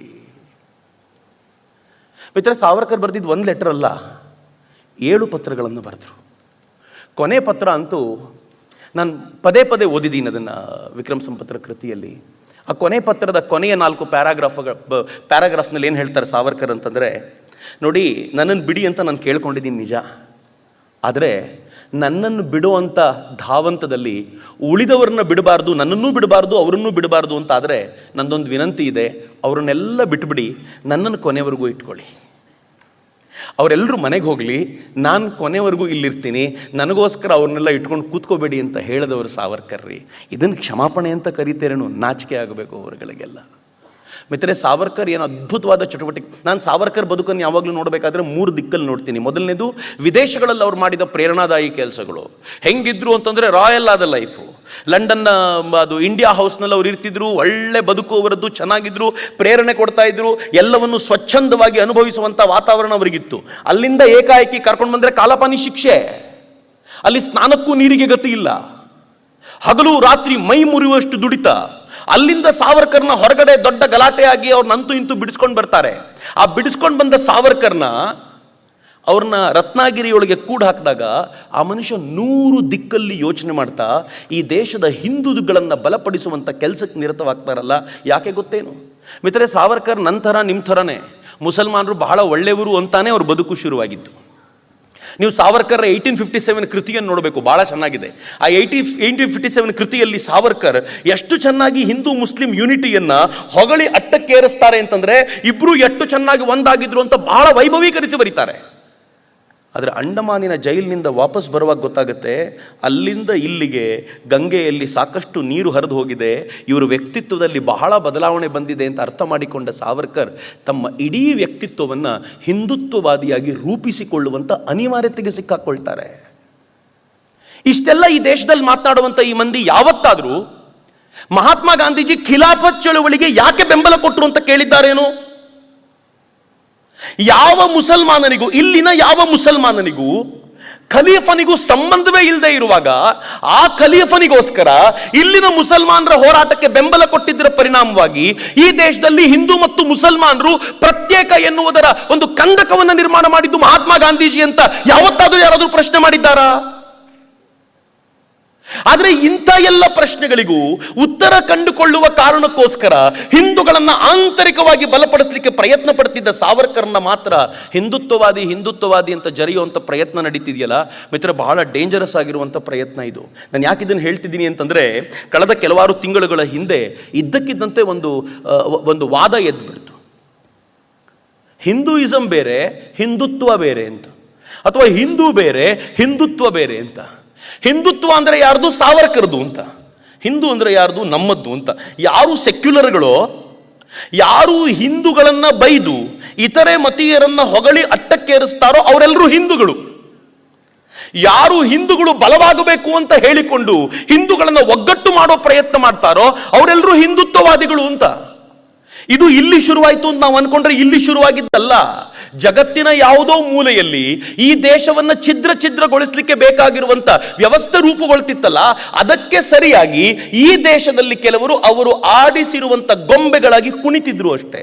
ಯಾಕೆಂದ್ರೆ ಇಲ್ಲಿ ಹಿಂದೂ ಮತ್ತು ಹಿಂದುತ್ವದ ಚರ್ಚೆಯಾದ ಕೆಲವೇ ದಿನಗಳಲ್ಲಿ ಪಶ್ಚಿಮದಲ್ಲಿ ಡಿಸ್ಮ್ಯಾಂಟ್ಲಿಂಗ್ ಹಿಂದುತ್ವ ಅನ್ನುವಂಥ ಒಂದು ದೊಡ್ಡ ಕಾನ್ಫರೆನ್ಸೇ ನಡೀತು.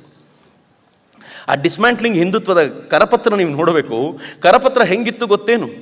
RSSನ ಚಡ್ಡಿ ಹಾಕೊಂಡಂತ ವ್ಯಕ್ತಿಗಳು ನಿಂತಿದ್ದಾರೆ, ಅವರೆಲ್ಲರೂ ಮೊಳೆಗಳಾಗಿದ್ದಾರೆ. ಒಂದು ಸುತ್ತಿಗೆ ಆ ಮೊಳೆಗಳನ್ನು ಕಿತ್ತು ಬಿಸಾಕ್ತಿದೆ. ಡಿಸ್ಮ್ಯಾಂಟ್ಲಿಂಗ್ ಅಂತಂದ್ರೆ ಇದು ಅಂತ.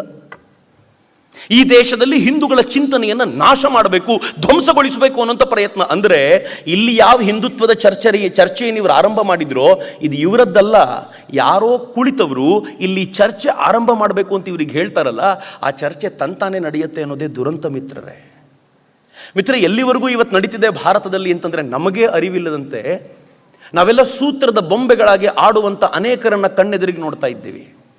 ದಾವೋಸ್ನಲ್ಲಿ ಒಂದು ವರ್ಲ್ಡ್ ಎಕನಾಮಿಕ್ ಫೋರಂನ ಕಾರ್ಯಕ್ರಮ ನಡೆಯುವಾಗ ಸೋರೋಸ್ ಅನ್ನುವಂಥ ಫಿಲಾಂಥ್ರಪಿಸ್ಟ್ ಒಬ್ಬ, ಸೋಕಾಲ್ಡ್ ಫಿಲಾಂಥ್ರಪಿಸ್ಟ್ ಒಬ್ಬ ಅಲ್ಲಿ ಸ್ಪಷ್ಟವಾಗಿ ಹೇಳ್ತಾನೆ, ಜಗತ್ನಲ್ಲಿ ಎಲ್ಲೆಲ್ಲಿ ನ್ಯಾಷನಲಿಸ್ಟ್ ಗೌರ್ಮೆಂಟ್ಗಳಿದೆಯೋ ಆ ಎಲ್ಲ ನ್ಯಾಷನಲಿಸ್ಟ್ ಗೌರ್ಮೆಂಟ್ಗಳನ್ನ ಕಿತ್ತು ಎಸೆಯೋದೇ ನನ್ನ ಗುರಿ. ಭಾರತದಲ್ಲಿ ಇಂಥ ಒಬ್ಬ ನ್ಯಾಷನಲಿಸ್ಟ್ ಪ್ರಧಾನಮಂತ್ರಿಯನ್ನ ಕಿತ್ತೊಗೆಯಲಿಕ್ಕೆ $1 ಬಿಲಿಯನ್ ಇನ್ವೆಸ್ಟ್ ಮಾಡ್ತೀನಿ ಅಂತಾನೆ. $1 ಬಿಲಿಯನ್. ಅಷ್ಟು ದೊಡ್ಡ ಮೊತ್ತವನ್ನು ಭಾರತದಲ್ಲಿ ಇನ್ವೆಸ್ಟ್ ಮಾಡೋದು ಯಾಕೆ ಅಂತಂದ್ರೆ, ಈ ದೇಶ ಏನು ಸ್ವಾಭಿಮಾನದಿಂದ ಬೆಳೆದು ನಿಲ್ತಾ ಇದೆಯಲ್ಲ, ಈ ದೇಶವನ್ನು ಧ್ವಂಸಗೊಳಿಸಬೇಕು ಅನ್ನುವಂಥ ಪ್ರಯತ್ನ ಅಲ್ಲದೆ ಮತ್ತೇನೂ ಅಲ್ಲ. ಕಳೆದ 75 ವರ್ಷಗಳಲ್ಲಿ ಸ್ವಾತಂತ್ರ್ಯ ನಂತರ ಏನನ್ನು ನಾವು ಕಾಣ್ಲಿಕ್ಕೆ ಸಾಧ್ಯವಾಗಿರ್ಲಿಲ್ವೋ, ಇವತ್ತು ಭಾರತ ಅದನ್ನು ಮುಟ್ತಾ ಇದೆಯಲ್ಲ, ಅದು ನೋಡ್ಲಿಕ್ಕೆ ಸಾಧ್ಯ ಆಗ್ತಿಲ್ಲ.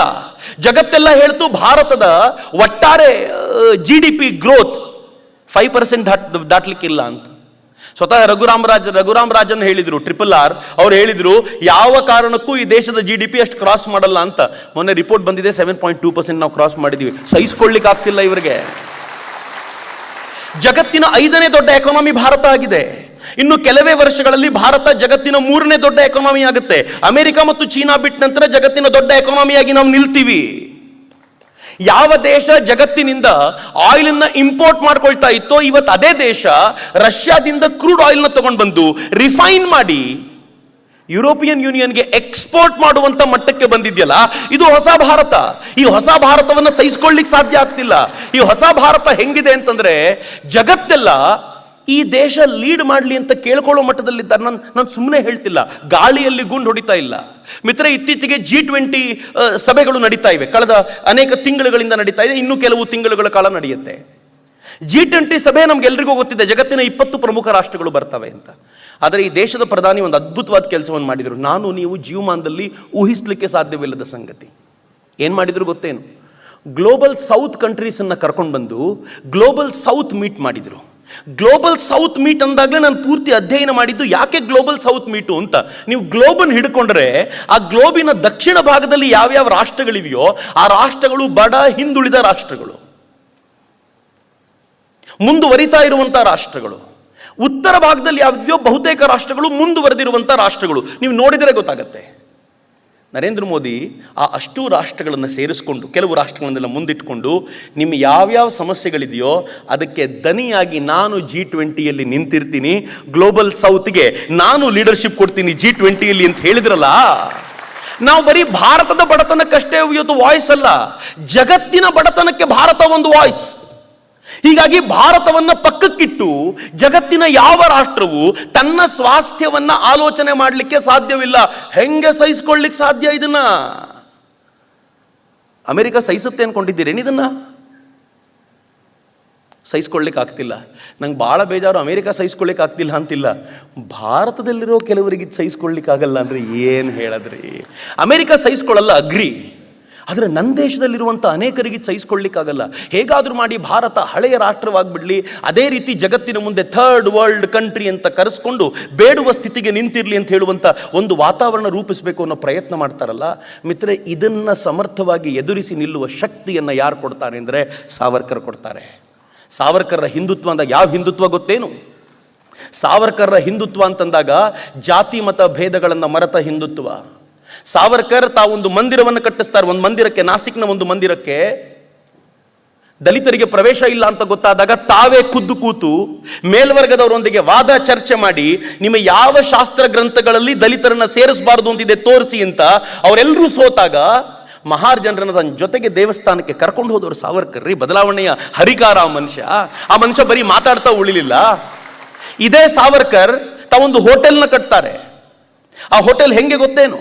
ಆ ಹೋಟೆಲ್ನಲ್ಲಿ ಅಡಿಗೆ ಮಾಡೋರು, ಸಪ್ಲೈ ಮಾಡೋರು ಎಲ್ಲ ಸೋಕಾಲ್ಡ್ ಕೆಳಜಾತಿಯವರು. ಸಾವರ್ಕರ್ ಚಿತ್ಪಾವನ ಬ್ರಾಹ್ಮಣ ಕುಲಕ್ಕೆ ಸೇರಿದವರು. ಅವ್ರು ಕೂತ್ಕೊಂಡು ತಿಂಡಿ ತಿನ್ಬೇಕು. ಯಾರಾದರೂ ಸಾವರ್ಕರ್ನ ಭೇಟಿ ಮಾಡಬೇಕು ಅಂತಂದ್ರೆ ಸಾವರ್ಕರ್ ಎಲ್ಲಿಗೆ ಅಪಾಯಿಂಟ್ಮೆಂಟ್ ಕೊಡ್ತಿದ್ರು ಗೊತ್ತಾ? ಹೋಟ್ಲಿಗೆ ಬನ್ನಿ ಅಂತ. ಮೇಲ್ವರ್ಗದ ವ್ಯಕ್ತಿ ಒಬ್ಬ ಸಾವರ್ಕರ್ನ ಭೇಟಿ ಮಾಡಲಿಕ್ಕೆ ಹೋಟ್ಲಿಗೆ ಬರ್ತಾನೆ. ಸಾವರ್ಕರ್ ಅವನ ಜೊತೆ ಟೀ ಕುಡಿತಾರೆ. ಬರೀ ಕುಡಿಯೋದಷ್ಟೇ ಅಲ್ಲ, ಈ ಸುದ್ದಿ ಎಲ್ರಿಗೂ ಗೊತ್ತಾಗುವಂತೆ ಮಾಡ್ತಾರೆ. ಆ ಮೇಲ್ವರ್ಗದವನ ಕತೆ ಏನಾಗ್ಬೇಡ. ಆಮೇಲೆ ಅವನು ಒಂದೋ ಒಪ್ಕೋಬೇಕು ಎಲ್ಲರೂ ಸಮಾನ ಅಂತ, ಅಥವಾ ಸಾವರ್ಕರ್ನ ಭೇಟಿ ಮಾಡದೇ ಇರಬೇಕು. ಸಾವರ್ಕರ್ ಉದ್ದೇಶ ನೀನು ಭೇಟಿ ಮಾಡದೆ ಹೋದರೆ ಅಷ್ಟೇ ಹೋಯ್ತು, ಹಿಂದೂಗಳಾದವರು ಎಲ್ಲರೂ ಸಮಾನರು ಅಂತ ಹೇಳುವಂತ ಈ ಛಾತಿ ಇತ್ತಲ್ಲ, ಇದು ಸಾವರ್ಕರ್ರಿಗಿತ್ತು. ಸಾವರ್ಕರ್ ಈ ದೃಷ್ಟಿಯಿಂದ ತುಂಬಾ ಅಪರೂಪದ ವ್ಯಕ್ತಿ. ನಾವು ಸಾವರ್ಕರ್ನ ಅರಿತುಕೊಂಡಿದ್ದು, ಸಾವರ್ಕರ್ನ ಜೀರ್ಣಿಸಿಕೊಂಡಿದ್ದಿದೆಯಲ್ಲ 1% ಕೂಡ ಇಲ್ಲ. ಸಾವರ್ಕರ್ ನಮ್ಮ ಯಾವ ಕಲ್ಪನೆ ಇದೆಯೋ ಅದನ್ನೆಲ್ಲವನ್ನೂ ಮೀರಿದವರು. ಅತ್ಯತಿಷ್ಠ ದಶಾಂಗುಲಂ ಅಂತಾರಲ್ಲ, ನೀವೇನೇ ಹೇಳಿ ಇನ್ನು ಬಾಕಿ ಉಳಿಯುತ್ತೆ ಇದು ಅನ್ನೋ ಥರ. ಸಾವರ್ಕರ್ ಆ ಥರದ ಅಪರೂಪದ ವ್ಯಕ್ತಿತ್ವದವರು. ನಾನು ಇನ್ನೊಂದು ಹೆಜ್ಜೆ ಮುಂದಕ್ಕೆ ಹೋಗಿ, ಬಹುಶಃ ಈ ಮಾತನ್ನು ಹೇಳಿದ್ರೆ ಯಾರು ತಪ್ಪು ತಿಳ್ಕೊಳ್ಬೇಡಿ, ಬಹುಶಃ ಈ ಥರದ ಇಂಟಲೆಕ್ಚುಯಲ್ ಐಡಿಯಾಸನ್ನು ಹೊಂದಿದ್ದ, ಆ ಇಂಟಲೆಕ್ಚುಯಲ್ ಐಡಿಯಾಸ್ಗಳನ್ನು ಪ್ರತ್ಯಕ್ಷ ಭೂಮಿಯಲ್ಲಿ ಕಾರ್ಯಗತಗೊಳಿಸಬಲ್ಲಂತ ಸಾಮರ್ಥ್ಯವಿದ್ದ ಮತ್ತು ಪ್ರತ್ಯಕ್ಷ ಕ್ರಾಂತಿಕಾರ್ಯಕ್ಕೆ ಮುನ್ನುಗ್ಗಬಲ್ಲ, ಇತರರನ್ನು ಕರೆದುಕೊಂಡು ಹೋಗಬಲ್ಲ ಸಾಮರ್ಥ್ಯ ಇದ್ದಂಥ ಏಕೈಕ ಕ್ರಾಂತಿಕಾರಿಯನ್ನು ಭಾರತ ಏನಾದರೂ ಸೃಷ್ಟಿಸಿದ್ರೆ ಅದು ಸಾವರ್ಕರ್ ರೂಪದಲ್ಲಿ ಮಾತ್ರ ಅಂತ ನಾನು ಎಲ್ಲ ಕ್ರಾಂತಿಕಾರಿಗಳಿಗೆ ಗೌರವ ಕೊಟ್ಟೇ ಈ ಮಾತನ್ನು ಹೇಳಲಿಕ್ಕೆ ಇಚ್ಛೆ ಪಡ್ತೀನಿ. ಅವ್ರ ಬದುಕನ್ನು ನೋಡಿದಾಗ ಹಂಗೆ ಅನ್ಸುತ್ತೆ. ಅದರ ದುರದೃಷ್ಟ ಇವತ್ತು ಇಂಥ ವ್ಯಕ್ತಿಗಳನ್ನು ತುಳಿಯುವಂಥ ಪ್ರಯತ್ನ ಮಾಡಿದ್ರಲ್ಲ, ಅನೇಕ ವರ್ಷಗಳ ಕಾಲ ಆಯಿತು. ಆದರೆ ನಾನು ಈ ದೇಶದ ಪ್ರಧಾನಿಗೆ ಶತಶತ ನಮನಗಳನ್ನು ಸಲ್ಲಿಸ್ತೀನಿ. ಯಾಕೆ ಅಂತಂದರೆ ನೀವು ಎಷ್ಟು ಉರಿತೀರೋ ಅಷ್ಟು ಪೆಟ್ರೋಲ್ ಸುರಿತಾರೆ. ಸಂಸತ್ ಭವನವನ್ನು ಮೊನ್ನೆ 28ಗೆ ಇನಾಗ್ರೇಟ್ ಮಾಡಬೇಕಿತ್ತ, ಮಾಡಿದ್ಯಾಕೆ ಅಂದರೆ ಸಾವರ್ಕರ್ ಹುಟ್ಟಿದ್ದಿನ ನೆನಪಿಟ್ಟುಕೊಳ್ಳಿ ಅಂತ ಹೇಳಬೇಕಿತ್ತಲ್ಲ. ಒಂದು ದೊಡ್ಡ ಮೆಸೇಜ್ ಅನ್ನು ಕೊಡಬೇಕಿತ್ತಲ್ಲ. ಯಾವ ಕಲ್ಪನೆಯನ್ನು ನಾವು ಕಟ್ಕೊಳ್ಳೋದಿತ್ತಲ್ಲ, ಆ ಎಲ್ಲ ಕಲ್ಪನೆಯನ್ನ ಸಂಸತ್ ಭವನದಲ್ಲಿ ತಂದ್ರಲ್ಲ, ಸಹಿಸ್ಕೊಳ್ಳಿಕ್ಕೆ ಆಗ್ತಿಲ್ಲ ಇವರಿಗೆ. ಇಡೀ ಭಾರತೀಯ ಚಿಂತನೆಗಳಿಗೆ ಮರಳೋದನ್ನ ಇವರು ಜೀರ್ಣಿಸ್ಕೊಳ್ಳಿಕ್ಕಾಗಲ್ಲ. ಹೀಗಾಗಿ 2024 ಇಸ್ ಅ ಬಿಗ್ ಚಾಲೆಂಜ್. ಯಾಕೆ ಬಿಗ್ ಚಾಲೆಂಜ್ ಅಂತಂದರೆ, ಇದು ಭಾರತೀಯತೆಯನ್ನು ಒಪ್ಪುವವರ, ಸಮರ್ಥಿಸುವವರ ಮತ್ತು ಭಾರತೀಯತೆಯನ್ನು ಧಿಕ್ಕರಿಸುವವರ ವಿರುದ್ಧ ನಡೆಯುವಂಥ ದೊಡ್ಡ ಹೋರಾಟ. It's going to be big. ನಂಗೆ ಗೊತ್ತಿಲ್ಲ ನೀವು ಇದನ್ನು ಪೊಲಿಟಿಕಲ್ ಅಂತ ತಿಳ್ಕೊಳ್ತೀರಲ್ಲ. ನಾನು ಪೊಲಿಟಿಕಲ್ ಅಂತ ತಿಳ್ಕೊಳ್ಳಲ್ಲ, ನಾನು ಇದನ್ನು ಭಾರತದ ಅಸ್ತಿತ್ವ ಅಂತ ಭಾವಿಸ್ತೀನಿ. ನಮ್ಮ ಅಸ್ತಿತ್ವದ ಹೋರಾಟ ಇದು ಮಿತ್ರ. ಈ ಹೋರಾಟದಲ್ಲಿ ಕಳ್ಕೊಳ್ಳುವಂತಿಲ್ಲ.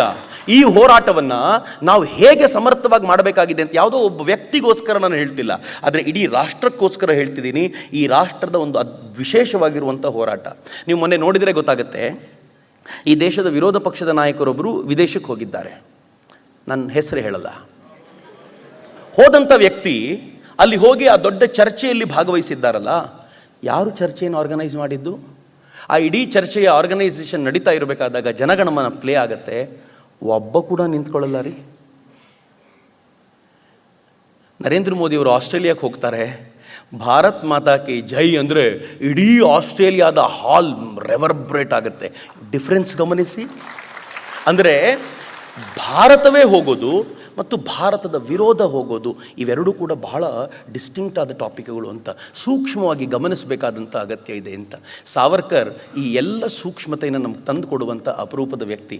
ಆ ಕಾರಣಕ್ಕೆ ನಾನು ಯಾವಾಗಲೂ ಅಂದ್ಕೊಳ್ಳೋದು, ಸಾವರ್ಕರ್ ಬದುಕಿದ್ದಾಗ ಏನು ಶಕ್ತಿಯಾಗಿದ್ರೋ ಈಗ ಅದಕ್ಕಿಂತ 100 ಪಟ್ಟು ಹೆಚ್ಚು ಭರ್ಜರಿಯಾಗಿರುವಂಥ ಶಕ್ತಿಯಾಗಿ ನಿಲ್ಲಬೇಕಾದಂಥ ಅಗತ್ಯ ಇದೆ. ಅದಕ್ಕೆಲ್ಲ ತರುಣ ವರ್ಗ ಮುಂದೆ ಕೂಡಿ ಬರಬೇಕಾಗಿದೆ. ತಾಯಿ ಭಾರತೀಯ ಪಾದ ಪದ್ಮಗಳನ್ನು ತೊಳಿಲಿಕ್ಕೆ ಸಿಂಧು ಸಾಗರದ ಬಿಂದುಗಳಾಗಿ ಹರಿದು ಬರುವಂಥ ಹೊತ್ತು ಇದು ಅಂತ ನಾನು ಅತ್ಯಂತ ಕಳಕಳಿಯಿಂದ ಈ ಸಂದರ್ಭದಲ್ಲಿ ಭಾವಿಸ್ತಾ, ಸಾವರ್ಕರ್ನ ಮತ್ತೊಮ್ಮೆ ಹೆಗಲ ಮೇಲೆ ಹೊತ್ಕೊಂಡು ತಿರುಗಾಡೋಣ. ನಾನು ನೀವಲ್ಲದೆ ಮತ್ತಾರೂ ಹೊರಬೇಕಾಗಿದೆ. ಸಾವರ್ಕರ್ ಅಂಥವರಿಗೆ ನಾವೇ ಆನೆಗಳಾಗಿ ಅಂಬಾರಿನ ಇಟ್ಕೊಂಡು ನಾವು ಕರ್ಕೊಂಡು ಹೋಗ್ತೀವಿ. ತಾತ್ಯ ಟೋಪೆಗಾದ ಅವಮಾನ ಈ ತಾತ್ಯಾನಿಗೆ ನಮ್ಮ ಯುಗದಲ್ಲಿ ನಾವು ಆಗ್ಲಿಕ್ಕೆ ಬಿಡಲ್ಲ ಅಂತ ಹೇಳಬೇಕಾದಂಥ ಒಂದು ಅವಶ್ಯಕತೆ ಇದೆಯಲ್ಲ, ಅದು ಈ ಸಂದರ್ಭದಲ್ಲಿ ಇದೆ ಅಂತ ನಾನು ಭಾವಿಸ್ತೀನಿ.